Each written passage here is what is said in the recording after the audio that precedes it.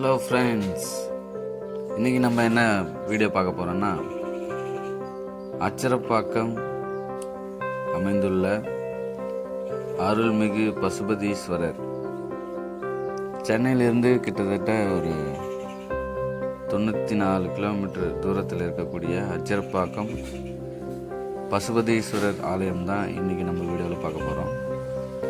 இந்த வீடியோ உங்களுக்கு பிடிச்சிருந்ததுன்னா லைக் பண்ணுங்கள், கமெண்ட் பண்ணுங்கள், ஷேர் பண்ணுங்கள், மறக்காமல் பெல் பட்டன் அழுத்திக்கங்க. வாங்க வீடியோக்குள்ளே போகலாம்.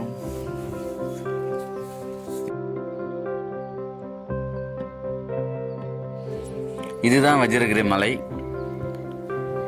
இது பல வருடங்களுக்கு முன்னாடி சிவனடியார்களால் ஏற்படுத்தப்பட்ட ஒரு சிவன் கோயில். இதில் பார்த்திங்கன்னா அருள்மிகு பசுபதீஸ்வரர் அப்படின்ற பெயரில் சிவன் அருள் பாலிக்கிறார். வாங்க நம்மளோட பயணத்தை தொடங்கலாம். இதில் கிட்டத்தட்ட ஒரு 400 படிக்கட்டுகள். இப்போ நம்ம ஆரம்பத்தில் பார்க்கறது ஒரு சின்ன ஒரு மரம், வேப்ப மரம். அங்கே தான் நம்ம ஸ்டார்ட் பண்ணுறோம். இங்கேருந்து படி ஏற ஆரம்பித்தோம்னா ஒரு மணி நேரம், கிட்டத்தட்ட ஒரு 400 படிகள். அதை கடந்து தான் நம்ம சிவனை தரிசிக்க போகிறோம். போகிற வழியில் பார்த்திங்கன்னா இந்த அழகான இயற்கையான சூழலை நம்ம பார்க்குறோம். ஒவ்வொரு படிக்கட்டுமே இதை கட்டுறதுக்கு ரொம்ப கஷ்டப்பட்டு கட்டியிருக்கிறாங்க. இதுக்கு முன்னாடி பார்த்திங்கன்னா இந்த அளவுக்கு படிக்கட்டுகள் இருந்ததில்லை. இப்போ தான் பல சிவனடியார்களோட முயற்சியால் இந்த படிக்கட்டுகள்லாம் அமைச்சிருக்கிறாங்க. சுற்றி சுற்றுச்சுவர்கள், மின் விளக்குகள்லாம் போட்டிருக்கிறாங்க. இந்த மலைக்கு கீழே பார்த்திங்கன்னா ஒரு கவர்மெண்ட் ஸ்கூல் இருக்குது. அதுதான் இதனுடைய அடையாளம். மார்வார் அரசு மேல்நிலைப்பள்ளி. இதில் பல உயர்ந்த மனிதர்கள்லாம் படித்து முன்னேறிக்கிறாங்க. இதில் அதிகமாக இந்த ஸ்கூலில் நிறைய காம்படிஷன்லாம் நடக்கும். டிஸ்ட்ரிக்ட் லெவல் காம்படிஷன்லாம், அதெல்லாம் அதிகமாக பங்கேற்போம். அப்படியே இந்த சிவனையும் தரிசிச்சுட்டு எல்லாரும் ஸ்கூலுக்கு போவாங்க. இப்போ பார்த்திங்கன்னா நம்ம மலைக்கு நடுவில் இருக்கிறோம். இந்த சிவனோட விசேஷங்கள் பார்த்திங்கன்னா 63 நாயன்மார்களால் பாடப்பெற்ற ஒரு தலம். இதில் மாதந்தோறும் பிரதோஷம், பௌர்ணமி காலங்கள் இதில் கிரிவலமும் வராங்க. அதுதான் இதனுடைய ஸ்பெஷல். குறிப்பாக பார்த்திங்கன்னா கார்த்திகை தீபத்தண்டு இந்த மலைக்கு மேலே இருக்கக்கூடிய இந்த சிவனை பசுபதீஸ்வரர் ஆலயத்தில் தீப ஒளியை ஏற்றிய பிறகுதான் கீழே இருக்கக்கூடிய ஆட்சீஸ்வரர், அச்சரப்பாக்கத்தின் பெருமைக்குரிய ஆட்சீஸ்வரர் ஆலயத்தில் தீபம் ஏற்றுவாங்க. இந்த அற்புதமான ஒரு கோவில் நீங்கள் கண்டிப்பாக பார்க்கணும். இதில் இருக்கக்கூடிய சிவனோட அருளை எல்லாரும் வணங்கி பெற வேண்டும். பாருங்கள், இப்போ நம்ம மேலேருந்து கீழ் நோக்கி பார்க்குறோம். அந்த மலையோட அற்புத காட்சிகள், கீழே தெரியக்கூடிய அச்சரப்பாக்கம் சுற்றியுள்ள இடங்கள். இன்னும் கொஞ்சம் தூரம் போனோன்னா நிறைய இடங்களை பார்க்கலாம். 63 நாயன்மார்கள் பல ஊருக்கு போயிட்டு அவங்களுடைய வேண்டுதலை அவங்களுடைய பாடல்கள் மூலமாகவும் அவங்களுடைய வழிபாடுகள் மூலமாகவும் பெருமை சேர்த்துருக்கிறாங்க. இதில் குறிப்பாக இந்த பசுபதீஸ்வரர் ஆலயம் மற்றும் ஆட்சீஸ்வரர் ஆலயம், அச்சரப்பாக்கத்தின் பெருமைக்குரிய ஆட்சீஸ்வரர் பசுபதீஸ்வரர். இன்னும் கொஞ்சம் தூரம் இருக்குது நம்ம மேலே சிவனை நோக்கி போகிறதுக்கு. பார்த்துங்க எப்படிப்பட்ட படிக்கட்டுகள் அமைச்சிருக்கிறாங்க. இப்படிப்பட்ட சிவாலயம் நம்மளுடைய தமிழர்களின் இந்து மதத்தின் ஒரு பெருமைக்குரிய இடங்களாக அமைகிறது. மேலுமாக இதற்கு அருகாமையில்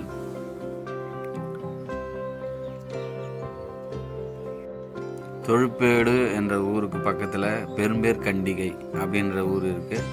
அந்த இடத்துல பார்த்திங்கன்னா முருகர் ஆலயம் இருக்குது. அந்த முருகர் கோயிலில்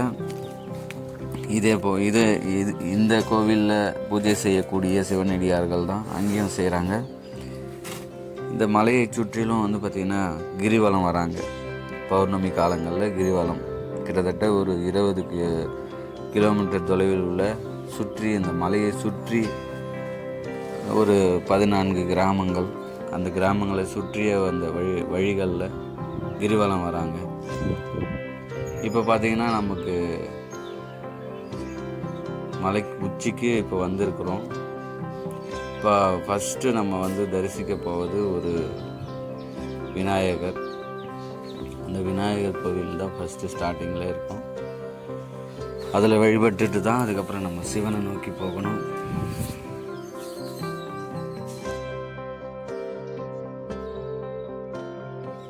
இந்த ஆலயத்தோட வளர்ச்சிக்காக, பெருமைக்காக பல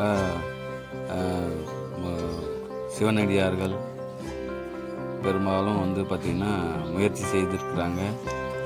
இதை வந்து எல்லாரோட மக்கள் பார்வையிலும் கொண்டு போகணும் அப்படின்றதுக்காக இங்கே ஒரு புதிய சூலம் அமைச்சிருக்கிறாங்க. அதுக்கப்புறம் சிவா என்கின்ற வாசகங்கள் பொருந்திய ஒரு மின் பதாகைகள் அமைத்திருக்கிறாங்க. இந்த சிவனோட அருளை அனைவரும் பெறணும். அதே நேரத்தில் இந்த சிவனுடைய புகழ், இந்த ஆலயத்தோடைய புகழ் அனைவர் மத்தியிலும் போய் சேரணுன்றதுக்காக பல முயற்சிகளை முன்னெடுத்து வந்திருக்கிறாங்க. அதற்காக நம்ம அவங்களுக்கு பாராட்டுதல்கள் தெரிவிப்போம். அதே சமயத்தில் நம்மளால் முடிந்த ஒரு சில சிவ தொண்டுகளை நம்ம செய்வோம். அதன் மூலமாக நம்மளுடைய எதிர்வரும் சந்ததிகள் பயனடைவார்கள். இப்போ பார்த்திங்கன்னா எதிர்வரும் ஒரு சின்ன ஒரு கூடாரம் மாதிரி தெரியுது. அதுதான் வந்து பார்த்திங்கன்னா விநாயகர் ஆலயம். ஃபஸ்ட்டாக நம்ம வந்து தரிசிக்க போக வேண்டிய ஆலயம். இப்போ தெரியுதுங்களா உங்களுக்கு? இதுதான் வந்து பார்த்திங்கன்னா விநாயகர் ஆலயம். விநாயகரை தரிசிப்போம். இங்கே வந்து பார்த்திங்கன்னா வாரத்தில் முக்கியமான நாட்களில் இங்கே பூஜை செய்து வழிபடுறாங்க. பெரும்பாலும் பார்த்திங்கன்னா பிரதோஷ காலங்கள் தொடர்ச்சியாக வந்து பூஜை செய்கிறாங்க. பௌர்ணமி, கிரிவலம், அதுக்கப்புறம் வந்து பார்த்திங்கன்னா கார்த்திகை தீபம், சிவனுக்கு உகந்த அனைத்து நாட்களையும் இங்கே வழிபடுறாங்க. மக்களும் வந்து பார்த்திங்கன்னா சாயந்தர நேரத்தில், வெய்ய நேரம் வந்தால் கொஞ்சம் ஏற முடியாது, டயர்டாக இருக்கும். சாயந்தர டைமில் அதிகமாக வந்து இங்கே மக்கள் வந்து நடமாடுவாங்க. இப்போ நான் வந்திருக்கிறது ஒரு 11 மணி அளவில், அதனால் இங்கே அந்தளவுக்கு கூட்டம் இல்லை. இப்போ நம்ம வந்து இப்போ விநாயகரை தரிசிச்சுட்டு இப்போ சிவனை நோக்கி நடைப்பயணம் மேற்கொள்ள போகிறோம். இன்னும் கொஞ்சம் தூரத்தில் சிவன் வந்து நமக்கு காட்சி தருவார். இந்த மலையை சுற்றிலும் பார்த்திங்கன்னா அழகான இயற்கையான ஒரு மலையை வந்து நம்ம சுற்றி பார்க்கலாம். நீங்கள் அவசியம் இந்த இடத்த வந்து பாருங்கள். கண்டிப்பாக இந்த இடம் வந்து உங்களுக்கு, இந்த கோவில் வந்து உங்களுக்கு பிடிக்கும். இதனுடைய பெருமையும் நீங்கள் வந்து மற்றவங்களுக்கு சொல்ல முடியும். அதுவும் நமக்கு மிக அருகாமையில் நம்மளுடைய இடத்திலிருந்து ரொம்ப குறுகிய தூரத்தில் இது இருக்கிறது. ஆகையால் இந்த ஒரு சிவனை தரிசிக்க நீங்கள் கண்டிப்பாக வரணும். இப்போ நம்ம பார்க்கறது முருகர் வள்ளி மற்றும் தெய்வானையுடன் அருள்பாலிக்கிறார். ஃபஸ்ட்டு நம்ம பார்த்தது விநாயகர், அதனைத் தொடர்ந்து முருகரை தரிசிக்கிறோம். இவங்களை தரிசிச்சிட்ட பிறகு தான் நம்ம சிவனை நோக்கி போகிறோம். நான் முன்னவே சொன்ன மாதிரி இந்த இடத்துல சிவா என்கின்ற ஒரு வாசகம் பொருந்திய மின் பதாகைகள், அதுக்கப்புறம் அங்கேயே வந்து பக்கத்துலேயே வந்து பார்த்திங்கன்னா ஒரு சின்ன அம்மன் ஆலயம் இருக்குது. அந்த அம்மன் வந்து ராஜராஜேஸ்வரி அம்மன். இந்த இடத்துல ஒரு சிவா என்கின்ற வாசகம் பொருந்திய ஒரு பதாகைகள், மின் பதாகைகள். இப்போ சமீபத்தில் தான் இந்த சூலமானது பொருத்தப்பட்டுள்ளது 5/12/2024 அன்று. இப்போ நம்ம பார்க்குறோம், இதுதான் அந்த சூலத்தோட அடிப்பகுதி. சிவனுக்கே உரிய அந்த ஒரு ஆயுதமானது இந்த சூலம். 3 முகம் கொண்ட சூலம். இதனுடைய இன்னும் உயரத்தில் பார்த்திங்கன்னா ஒரு உடுக்கை, அதன் மேல் உச்சியில் உள்ள அந்த இது கிட்டத்தட்ட ஒரு 15 அடிக்கு மேலே இருக்கக்கூடிய அந்த சூலம். இங்கே ஒரு சில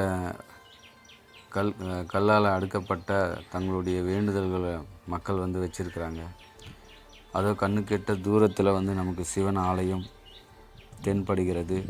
இங்கே சில கட்டுமான பணிகள் நடைபெற்று கொண்டிருக்கிறது. பக்தர்களுக்காக பயணத்தில் வந்து பார்த்திங்கன்னா கொஞ்சம் நிழல் தரும் அந்த கூடாரங்கள் அமைக்க இருக்கிறாங்க. இப்போ நம்ம இங்கே பார்த்திங்கன்னா சிவன் கோயிலுக்கு வந்துட்டோம். இங்கேருந்து இந்த மலையிலிருந்து கீழே பார்க்கக்கூடிய இடங்கள் பார்த்திங்கன்னா அருமையாக இருக்கிறது. இதோ நந்தி பகவான், அதற்கு அருகாமையில் சிவ ஆலயம். இதுதான் அருள்மிகு பசுபதீஸ்வரர். பல வருடங்கள் இங்கே வந்து இந்த சிவாலயமானது மிகவும் பெருமைக்குரிய ஒரு இடம். இந்த சிவனை தரிசிக்க அனைவரும் வந்து இங்கே பயணம் செய்ய வேண்டும் என்று அன்போடு கேட்டுக்கொள்கிறேன். இங்கே ஒரு நந்தி பகவான் கிழக்கு நோக்கி அமர்ந்துள்ளது. இதனுடைய முக்கியத்துவம் என்னவென்றால், மலையின் கீழே உள்ள அருள்மிகு ஆட்சீஸ்வரர் ஆலயத்தை நோக்கியே இந்த நந்தி தன்னுடைய பார்வையை செலுத்துள்ளது. இது ஒரு பெருமைக்குரிய விஷயமாகும். பெரும்பாலும் நந்தியானது மேற்கு நோக்கி சிவனை நோக்கியவாறே அமர்ந்திருக்கும். ஆனால் இங்கே சிவன் கீழே உள்ள சிவன் கோயிலை நோக்கி கிழக்கு முகமாக அமர்ந்துள்ளது. இது ஒரு தனிப்பட்ட சிறப்பாகும். இந்த கோவிலின் சிறப்பு அம்சமாகவும் அமைகிறது. அழகை 4 புறங்களிலும் இருந்து ரசிக்கலாம். 4 புறமும் மலைகளாக தென்படும் நமக்கு இந்த இயற்கை அழகான ஒரு காட்சி நமக்கு அற்புதத்தையும் ஆச்சரியத்தையும் ஏற்படுத்துகிறது. இந்த சிவனை தரிசிக்க நாம் மிகவும் கொடுத்து வைத்திருக்க வேண்டும்.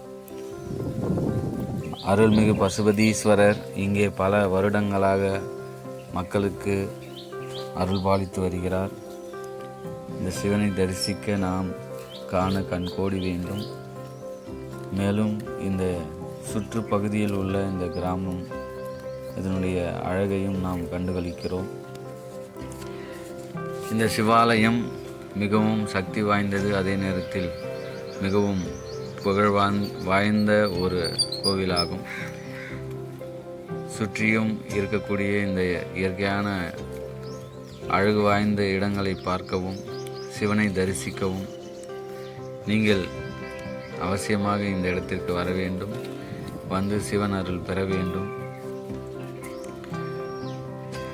என்று நான் மிகவும் மகிழ்ச்சியோடு தெரிவித்துக் கொள்கிறேன்.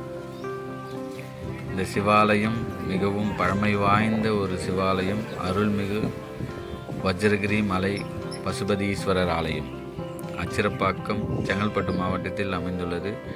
அனைவரும் வந்து இந்த சிவனுடைய அருளை பெற்று உங்களுடைய வாழ்வின் ஒரு முக்கியமான ஒரு தருணத்தை அடைய வேண்டும் என்று எனது விருப்பமாக இந்த வீடியோ மூலமாக உங்களுக்கு தெரிவித்துக் கொள்கிறேன்.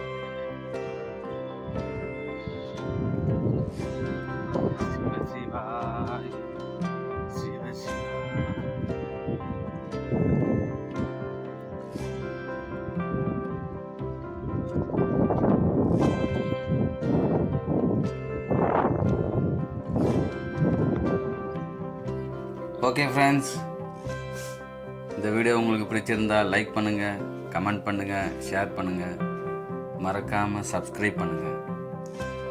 மீண்டும் அடுத்த வீடியோவில் சந்திப்போம். தேங்க்யூ.